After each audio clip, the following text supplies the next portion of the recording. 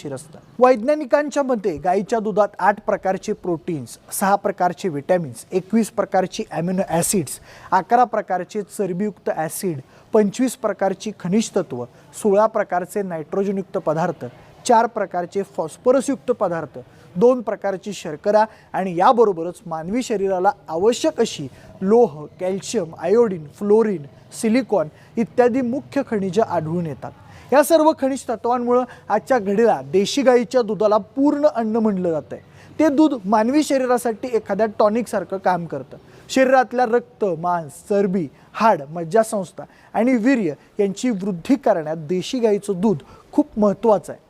आता वेगवेगळ्या वैज्ञानिकांनी गाईच्या दुधावर संशोधन केल्यानंतर काही निरीक्षणं इथं नोंदवली आहेत। ती निरीक्षणं आता आपण ग्राफिक्सच्या माध्यमातून पाहूया।